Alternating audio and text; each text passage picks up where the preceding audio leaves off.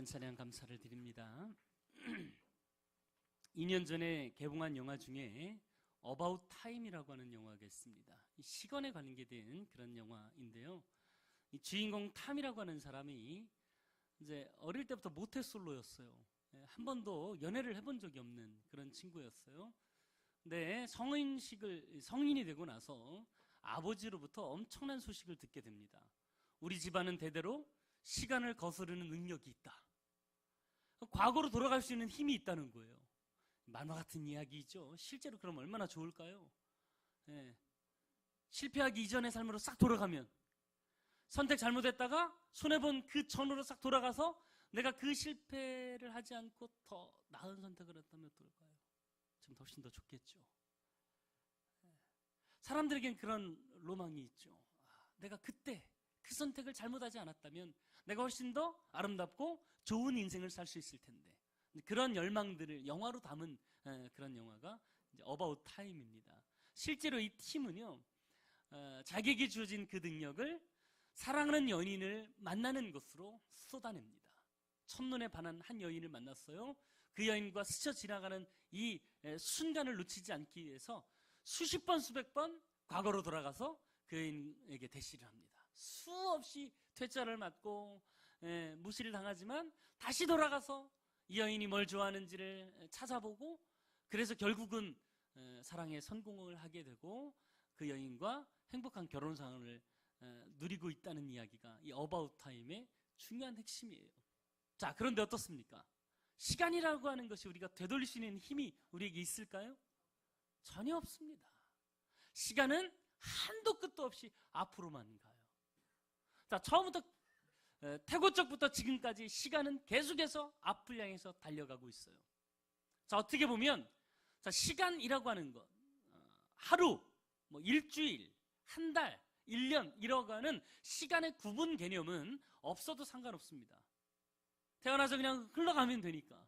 근데 하나님은 우리에게 시간이라고 하는 선물을 주셔서 매번 반복되게 하셨어요.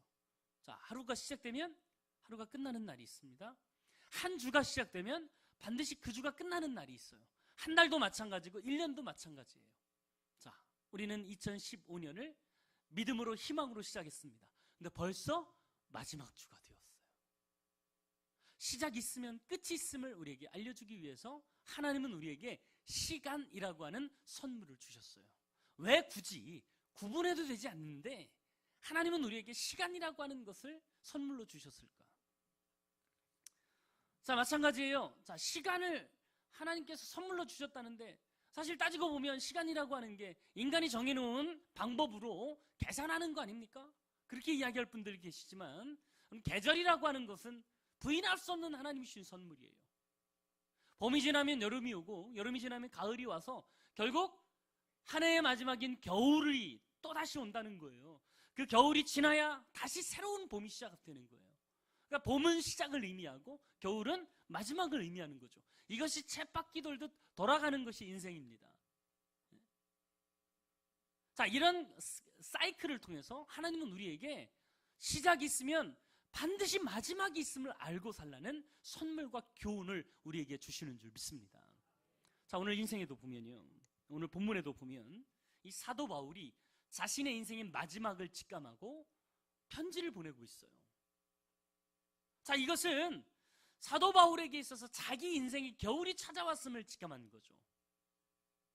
자, 우리 인생들은요, 다 봄과 같은 유년기가 있습니다. 태어나서 만물이 생동감으로 이제 올라오는 것 같은 그런 봄 같은 시절이 있어요. 그리고 왕성하게 활동하는 젊음의 청년기가 바로 여름을 나타냅니다. 그리고 작년이 되면 수확을 거둬들이는 가을 같은 인생을 살게 돼요. 그런데 인생의 마지막을 준비하는 겨울도 반드시 우리의 인생에는 언젠가는 온다는 거예요. 언젠가는. 누가 더 빠르냐, 누가 더 좀 늦냐의 차이일 뿐이지 모든 인생에게는 다 인생의 마지막 겨울이 찾아오게 되어 있어요. 자, 오늘 본문에도 이 겨울을 직감한 인생, 사도 바울이 자기가 인생을 떠나기 직전인 67년경에 사랑하는 제자인 디모데에게 편지를 보내고 있습니다. 자, 오늘 6절 한번 보겠습니다. 4장 6절입니다. 같이 읽습니다. 4장 6절 시작. 전제와 같이 내가 벌써 부어지고 나의 떠날 시각이 가까웠도다. 전제와 같이 벌써 부어지고 나의 떠날 시각이 가까웠더니 인생의 마지막을 직감하고 지금 사도 바울은 우리에게 이야기하고 있어요. 자, 전제와 같이 부어졌다는 게 무슨 뜻일까요? 구약에 보면 제사를 드리죠. 신약에서는 예배를 드리지만 구약에서는 제사라고 하는 제도를 통해서 하나님께 예배를 드렸어요. 근데 그 제사의 제도 가운데 복잡한 과정이 있는데 제물을 하나님 앞에 불로 태워 올리기 직전에 드리는 가장 마지막 단계가 뭐냐면 전제라고 하는 것이었어요. 자, 양과 소를 가지고 하나님 앞에 제사를 드리고 가잖아요. 그러면 제사장이 그 양과 소를 붙잡아서 피를 다 뽑아내고 그리고 살을 다 발라냅니다. 각을 뜬다 그러죠. 살을 다 발라내요. 그래서 이 뼈 같은 것들은 다 바깥에서 불에 태우고 내장도 다 불에 태우고 살을 가지고 그걸 다시 씻고 잘 정리해서 제단 위에 올려놓습니다. 그리고 불 지피기 직전에 그 제물 위에 포도주를 쏟아 붓는 과정을 하는데 이 쏟아 붓는 과정이 전제라고 하는 과정이에요. 쏟아 부으면 그 다음에는 불로 태워서 이제 제물로 올려드리면 향기를 올려드리면 되는 거예요. 그러니까 제사의 과정 중에 가장 마지막 단계가 전제라고 하는 것이죠. 자, 사도 바울은 지금 자기의 인생의 마지막 단계가 찾아왔음을 직감한 거예요. 내가 떠날 날이 가까웠다. 인생의 마지막이 가까웠다. 자, 그래서 사도 바울이 자기의 사랑하는 디모데, 제자 디모데에게 편지를 쓰고 있어요. 그 상황에서 사도 바울은 디모데가 보고 싶었던 거예요. 그렇게 신뢰했던 데마는 세상이 좋다고 떠나갔습니다. 그래서 더욱이 디모데의 치운이 그리웠던 거예요.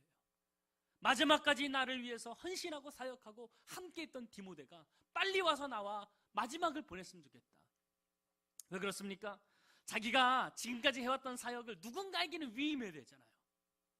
자기가 개척해왔던 교회, 관리해왔던 교회들을 누군가는 돌봐야 될 텐데 그 모든 사역을 넘겨줄 수 있는 사람이 디모데로 여겼기 때문에 디모데에게 빨리 오라고 이야기하고 있어요. 그것도 겨울 전에 어서 오라는 거예요. 왜냐하면 그 당시의 겨울은 지금보다 훨씬 더 추웠습니다. 심지어는 지중해 바다가 얼어붙을 정도로 그 겨울의 추위가 심했어요. 겨울이 와서 지중해 바다가 얼어붙으면 배가 뜨지 못하잖아요. 그러면 팔레스타인에서 로마에까지 오는데 육로로 와야 돼요. 그러면 시간이 너무 오래 걸려서 자기의 마지막을 디모데가 지키지 못하니까 너 빨리 와서 나와 함께 하자. 추위에 떨고 있는 나를 위해서 외투 몇 벌과 읽을 책 몇 권을 가지고 어서 겨울이 오기 전에 지중해가 얼어붙어서 오지 못하는 시기가 오기 전에 빨리 나에게 왔으면 좋겠다라고 편지를 보내고 있는 것이 사도 바울의 모습입니다. 여러분, 우리의 인생에도 언젠가는 겨울이 찾아와요. 이 해가 시작한 지 엊그제 같은데 마지막 주일을 보내고 있는 것처럼 우리의 인생에도 언젠가는 이 시기가 찾아온다는 것이죠. 저는 매 마지막 설교는 똑같은 설교를 하기로 마음을 먹고 작년에도 이 설교를 마지막 주에 했어요. 물론 서두 시작은 조금 틀리지만 똑같은 설교를 4년 동안 반복하고 있어요. 자, 그만큼 인생의 마지막을 준비하는 것은 우리에게 너무도 소중하다는 거죠. 미국 펜실베니아에서 40년 동안 목회했던 폴 맥카트니 목사님은요 40년 내내 매해 마지막 주일 설교를 겨울이 오기 전에라고 하는 제목으로 설교를 했어요. 저는 그분에게서 배웠어요. 우리의 인생의 마지막을 한 해의 마지막에 다시 준비하고 돌아보는 시간을 가졌으면 좋겠다. 저는 오늘 송년주일을 맞이하면서 우리의 인생을 다시 한번 우리의 인생에도 마지막이 올 수 있음을 기억하고 이 마지막을 잘 준비하는 인생이 되어서 마지막 때에 하나님 앞에 칭찬받고 하나님 앞에 복된 인생으로서는 저 여러분 되길 간절히 바랍니다. 그러면 겨울이 오기 전에 우리는 무엇을 준비해야 됩니까? 첫 번째로는 생명의 겨울을 준비해야 합니다. 미국의 부자 가운데 윌리엄 할스트라고 하는 사람이 있습니다. 이 사람은 미국에서 가장 부호였습니다. 근데 이 사람이 60이 되는 해에 자기의 가족들과 친척들을 다 불러 모읍니다. 자기의 유산을 바라는 사람들을 다 불러 모은 거예요. 얼마나 유산이 많았는지 아버지가 작은아버지가 나에게 얼마를 떼어줄까?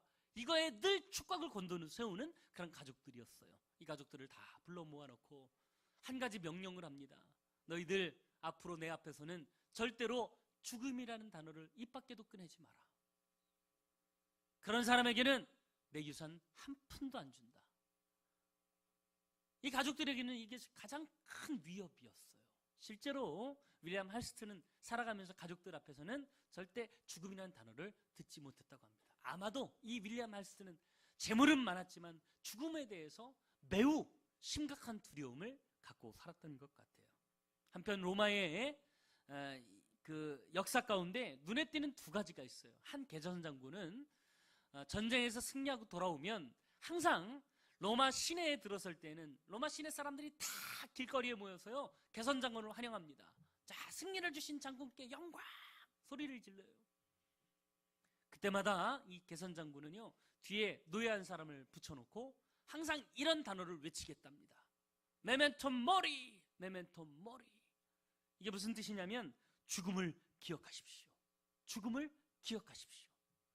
여러분, 전쟁이라고 하는 게 매번 승리하는 게 아니잖아요. 언제 어디서 화살이 날라와 내 목숨을 위협할지 몰라요.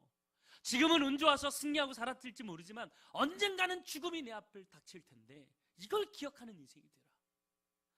지금 승리했다고 환호성을 친다고 이게 인생의 마지막이 아니고 늘 죽음을 준비하는 인생. 그래서 교만하지 않고 사는 그런 장군이 되십시오 라는 의미로 자기를 다듬기 위해서 노예에게 그런 외침을 하겠다는 거죠.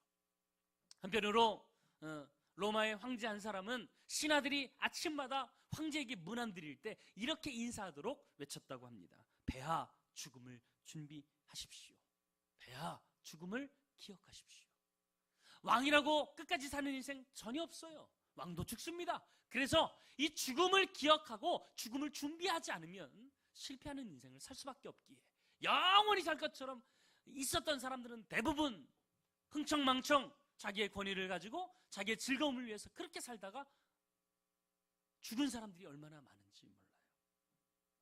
자, 정말 중요한 것은요, 윌리엄 할스트가 죽을 때는 그렇게 고통스럽게 죽었지만 로마의 개선 장군이나 황제는 아주 평안한 죽음을 맞이했다고 합니다. 무슨 차이예요? 생명의 겨울을 준비하지 않고 사는 인생에게는 죽음은 고통이요 절망이지만 준비하는 인생에는 가장 안식과 평안을 누릴 수 있는 기회가 이 죽음의 순간이라는 것이에요. 누구도 죽음에서는 예외가 없어요. 조금 더 빨리, 조금 더 늦게만 있을 뿐입니다. 결국 우리는 한번 반드시 이 세상을 떠나야 합니다. 이 죽음은 조만간 저와 여러분에게도 찾아오게 될 것임을 기억해야 돼요. 자, 그렇기 때문에 우리는 생명의 겨울을 준비하며 살아가는 인생을 살아야 됩니다. 그럼 어떻게 해야 이 생명의 겨울을 준비하는 인생을 살 수 있느냐? 첫 번째로는 나에게도 인생의 끝이 있다는 것을 알고 살아야 된다는 것입니다. 이스라엘에서 가장 위대한 왕을 꼽으라면 다윗을 꼽습니다. 지금도 이스라엘 사람들은요, 다윗 같은 왕이 다시 태어나길 바라요. 그래서 국기에 다윗의 별을 그려놓고 다윗 같은 왕이 다시 이 땅에 나타나기를 간절히 소원하고 있어요. 자, 다윗, 그렇게 위대하고 업적을 많이 남겼던 다윗도 지금까지 살아있습니까? 아닙니다. 죽었습니다. 다윗도 자기의 인생을 죽음을 준비하는 인생으로 살았어요. 자, 열왕기상 2장 1절부터 2절까지 보면요, 다윗이 자기의 인생의 마지막을 직감하고 자기 아들 솔로몬에게 이런 유언을 남기게 됩니다. 다윗이 죽을 날이 임박하매 그의 아들 솔로몬에게 명령하여 이르되 내가 이제 세상 모든 사람이 가는 길로 가게 되었노니 너는 힘써 대장부가 되고. 세상 사람들 다 가는 죽음의 길 나도 가게 되었다라고 이야기하는 거예요. 죽음에 대해서는 그 어떤 사람도 피해갈 수가 없어요. 끝을 알면 욕심 부리지 않아요. 그렇게 움켜잡으려고 하지 않아요. 여러분, 죽은 다음에는 재물 가져가는 사람 아무도 없습니다. 네? 너무 사람들과 각을 세우고 살지 마세요. 죽으면 다 끝이에요. 이 마지막이 있음을 아는 사람은요, 그렇게 욕심 부리지도 않고 그렇게 성질 부리지도 않아요. 왜? 죽음이 내 인생의 마지막이 오기 때문이죠. 언젠가는 반드시 인생의 마지막을 경험하게 될 것을 알고 이것을 준비하며 살아가는 저 여러분 되길 간절히 바랍니다. 그리고 생명의 겨울을 준비하기 위해서는 또 하나 천국 백성이 되어야 된다는 것입니다. 여러분, 죽음은 마지막이지만 또 다른 시작이에요. 죽음이 끝인 것 같지만 그 이후의 세계가 반드시 있다는 사실이에요. 그것은 영원합니다. 예수 믿고 구원받은 사람은 영원한 축복의 삶을 천국에서 누리게 될 것이고, 예수 믿지 않고 그냥 이 세상에서 살아가는 사람은 영원히 고통 가운데 지옥에서 살게 되는 거예요. 그런데 이 기준은 이 땅을 살아가면서 우리가 무엇을 준비하느냐에 달려 있어요. 생명의 교를 준비하기 위해서 가장 중요한 것은 구원받은 인생이 되어야 된다는 거예요. 나를 위해 십자가에 달려 죽으셔서 내 죄를 다 사해 주신 그 예수 그리스도, 그분을 믿고 그분을 내 구세주로 영접하기만 하면 하나님께서는 하나님의 자녀로 우리를 삼아 주시는 거예요. 천국이라고 하는 것은 하나님의 집입니다. 자, 하나님의 집을 들어갈 수 있는 사람은요, 자녀밖에 없어요. 여러분의 집 누가 함부로 들어가면 도둑이죠. 경찰에 신고하면 잡혀갑니다. 그런데 자녀들은요, 아무 때나 들어갈 수 있는 거예요. 마찬가지예요. 자, 우리가 하나님 나라에 가기 위해서도 하나님 나라의 백성, 하나님의 백성이 되어야 된다는 거예요. 자, 누가 하나님의 백성입니까? 요한복음 1장 2절 말씀, 요한복음 1장 12절 말씀, 영접하는 자 곧 그 이름을 믿는 자들에게는 하나님의 자녀가 되는 권세를 주셨다 그랬어요. 하나님의 이름을 믿고 하나님을 영접하는 사람은 하나님의 자녀가 되는 거예요. 여러분, 다른 건 다 포기해도 이 생명, 영적인 이 하나님의 자녀가 되는 권리는 그 누구에게도 포기하지 않길 간절히 바랍니다. 그리고 동시에 여러분 주변에 아직도 예수 믿지 못하고 생명의 길을 준비하지 못한 사람들에게 준비할 수 있도록 여러분이 여러분의 입을 벌려서 복음을 증거하는 그런 사람이 되길 간절히 바랍니다. 두 번째로는 사역의 겨울을 준비해야 된다는 것입니다. 전도서 3장에 보면 모든 일에는 기한이 있고 때가 있다 그랬어요. 씨 뿌릴 때가 있으면 거둘 때가 있는 거예요. 쉴 때가 있으면 일할 때가 있는 거예요. 다 때가 있고 기한이 있습니다. 오늘 디모데후서 4장 2절에도 보면 바울이 엄하게 경고하고 있는 게 있습니다. 자, 같이 한번 읽어볼까요? 디모데후서 4장 2절 시작. 너는 말씀을 전파하라. 때를 얻든지 못 얻든지 항상 힘쓰라. 범사의 오래 참음과 가르침으로 경책하며 경계하며 권하라. 사도 바울이 정말 다부지게 마음을 먹고 강하게 이야기하는 게 뭐냐면, 때를 얻든지 못 얻든지 말씀을 전파하며 살아라는 거예요. 복음을 전파하며 살아라. 하나님이 우리에게 주신 가장 중요한 사명은 영생의 말씀이니 복음, 이것을 증거하며 사는 인생이 되라고 우리에게 명령하고 있는 줄 믿습니다. 여러분, 무릎 아프면요 돌아다니면서 전도 못할 때가 와요. 아파서 누워있으면요 하고 싶어도 못할 때가 온다는 거예요. 매번 교회가 다 오는 건 아닙니다. 벌써 2015년 다 지났잖아요. 아쉬움이 많이 남죠. 왜 그럴까요? 할 수 있는데 내 게으름 때문에, 못했기 때문에 아쉬움이 많는 거 아니에요? 2015년 다시 오지 않아요. 2015년 12월 27일 3부 예배는 지금 이후로는 다시 우리에게 주어지지 않아요. 기회가 있을 때 최선을 다해 사역하여 사역의 겨울을 준비하는 저 여러분 되길 간절히 바랍니다. 공부할 수 있을 때 최선을 다해 공부하십시오. 일할 수 있을 때 최선을 다해 일하세요. 졸업하면, 퇴직하면 하고 싶어도 못할 때가 와요. 인간관계에서도요 최선을 다하세요. 부모님 살아계실 때 한 번 더 찾아가고, 한 번 더 손 잡아주고, 한 번 더 맛있는 거 사주세요. 그리고 부부간에도 가까이 있다고 함부로 하지 말고요, 옆에 있을 때 최선을 다해 사랑하고 표현하고 섬기며 사십시오. 그리고 이웃과 더불어 살아갈 때 이사하면 다시 못 봐요. 있을 때 잘하며 사십시오. 그래야 후회가 없습니다. 그리고 무엇보다 예배할 수 있을 때 최선을 다해 애절함으로 예배할 수 있기를 간절히 바랍니다. 지금 병원에 누워 계신 분들은요 하고 싶어도 못해요. 하고 싶어도. 그런 날이 온다는 거예요. 기도할 수 있을 때 최선을 다해 기도하십시오. 그래야 나중에 그 은혜를 먹고 사는 거예요. 주의를 할 때에도 할 수 있을 때 최선을 다하십시오. 오늘 충성부서 사역변성편을 나눠드렸지만 아직도 기회는 많습니다. 여러분, 내가 할 수 있는 부서에 가서 최선을 다해 사역하십시오. 바이브레이션이 심해져가지고요, 하고 싶어도 성가대 못할 때가 온다는 거예요. 네. 지휘자가 안 써주면 어떻게 해요? 하고 싶어도. 그런 날은 없겠지만 하여튼 마찬가지예요. 가르치고 싶어도 아이들과 코드가 안 맞으면요, 가르칠 수 있는 기회가 없어요.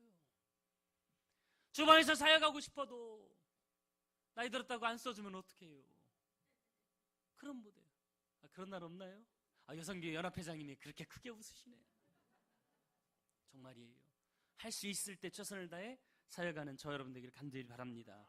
사역하되 조금 더 힘을 다해서 하십시오. 그래야 후회가 없어요.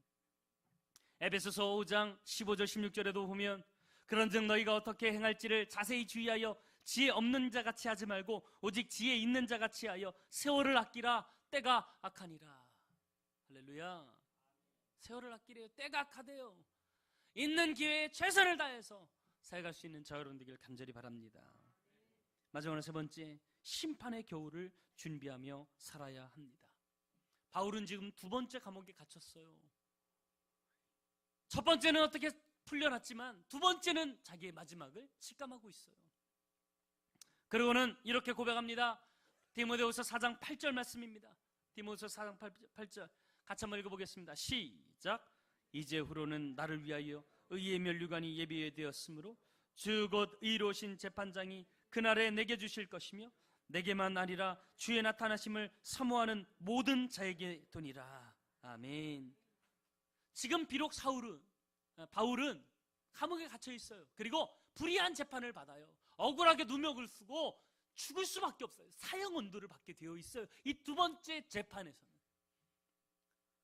사실 열심히 사역하고 최선을 다해서 이 땅에서 주님의 나라를 위해서 헌신하고 노력했는데 하나님 왜 나에게 이런 억울한 누명을 쓰고 죽게 하십니까?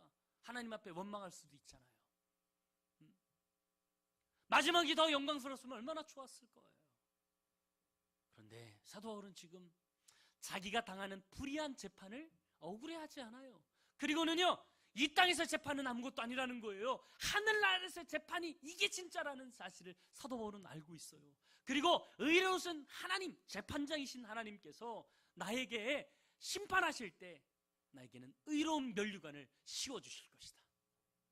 이 뭐예요? 상급을 주실 거라는 거예요. 이 땅에서는 억울하게 심판을 받고 죄를 받아서 죽음을 당할지는 모르지만 하늘나라에서 주님이 억울한 거 없이 이 땅에서 풍성한 사역을, 풍성한 그런 재판을 하신 하나님께서는요, 바울이 지금까지 했던 모든 사역들을 다 보시고 오히려 나에게 상 주실 거라는 거예요. 상 주실 거라는 거예요. 여러분, 어떻게 보면 상 받는 게 미안하지 않습니까? 하나님 앞에 내가 사역할 수 있는 기회도, 내가 사역할 수 있는 능력도 하나님이 다 주신 거예요.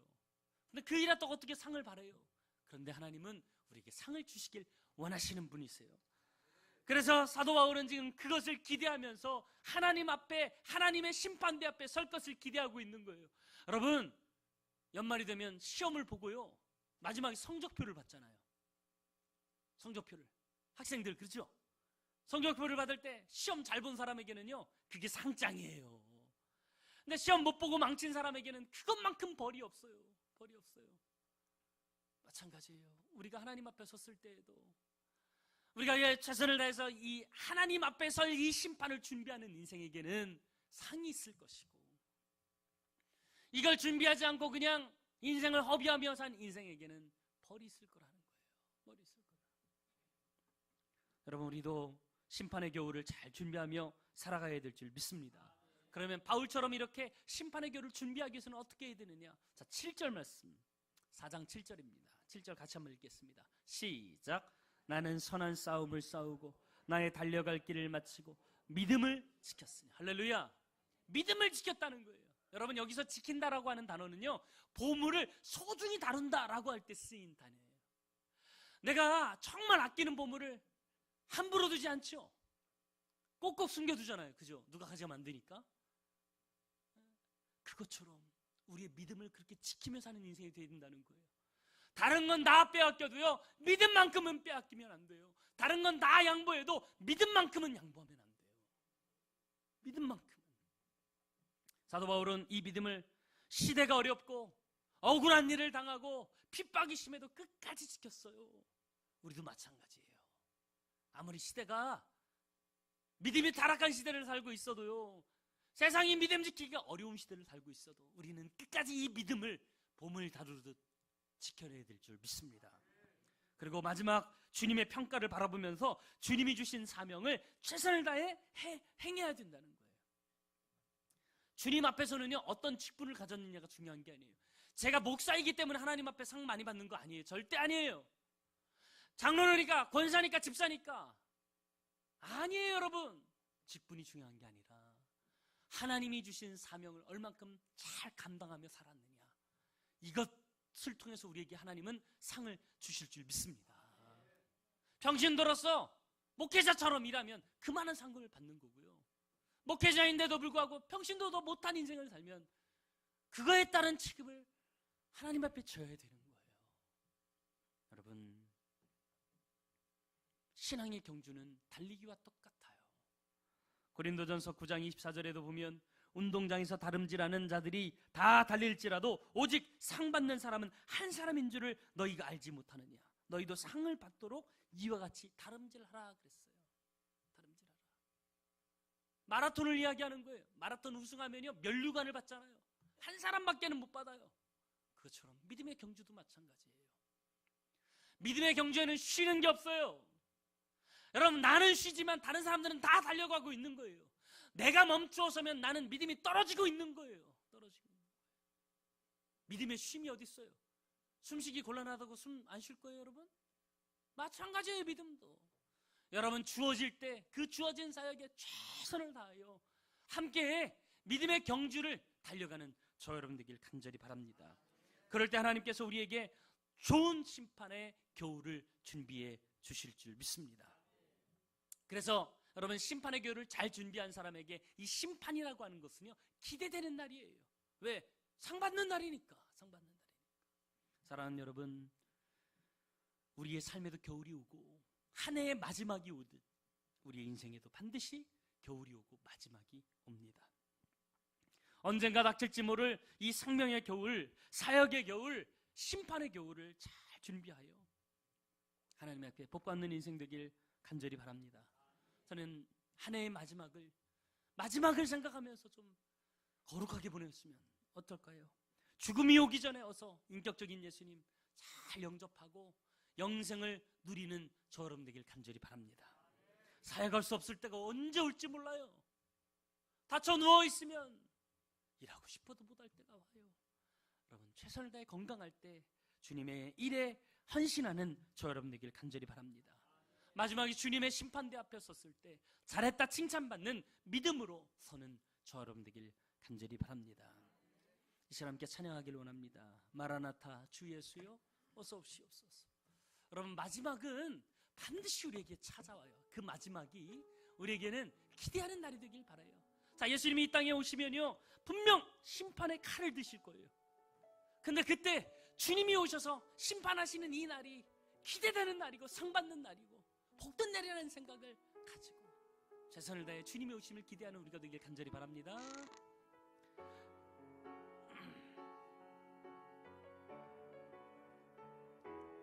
마라나타, 주 예수여 어서 오시옵소서. 마라나타, 주 예수여 어서 오시옵소서. 땅의 모든 끝, 땅의 모든 끝,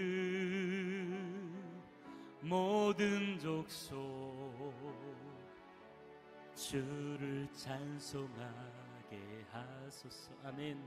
마라나타, 주 예수여 마라나타, 주 예수여 어서 오시옵소서. 모든 열방이 주께 돌아와 춤추며 경배하게 하소서. 아멘. 우리 주님 다시 오실 길을 만들자. 십자가를 들고 땅끝까지 우린 가리라.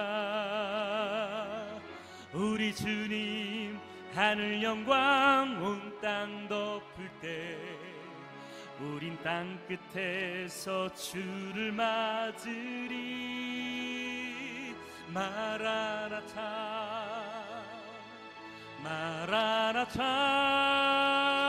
마라나타 아멘. 주 예수여 오시옵소서. 마라나타 마라나타 아멘. 주 예수여 오시옵소서. 마라나타 마라나타 마라나타 아멘. 주 예수여 오시옵소서. 마라나타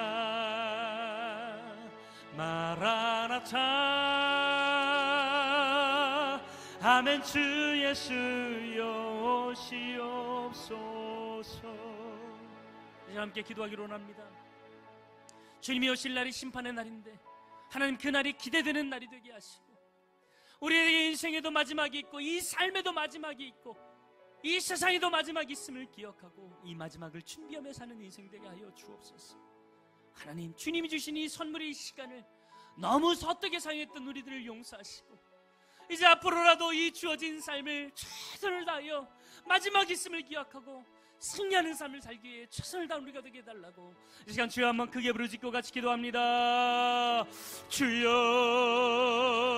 주여, 살아 역사하시는 하나님, 우리의 인생에도 한 해의 마지막이 있듯 마지막이 있음을 기억하며 하나님이 인생의 마지막을 잘 준비하는 인생 되길 간절히 원합니다. 올해도 하나님 한 해의 마지막을 통해서 다시 한번 우리 인생의 마지막을 돌아보게 하시니 감사합니다. 지금까지 너무 하나님 영원히 잘 것처럼 살았습니다. 어떻게 살았습니다. 게으르게 살았습니다. 하나님 다시 반복되는 일상이 계속될 거라고 그렇게 착각하며 살았습니다. 하나님 2015년 12월 27일 바로 이 시간은 다시 오지 않는데 순간순간 하나님 우리가 최선을 다하여 주님의 마지막을 바라보며 사는 인생 될 수 있도록 인도하여 주시고 그래서 하나님 마지막 때 주님 앞에 섰을 때 잘했다 칭찬받는 면류관 받는 귀한 시간 될 수 있도록 우리가 후회 없는 삶 살아갈 수 있도록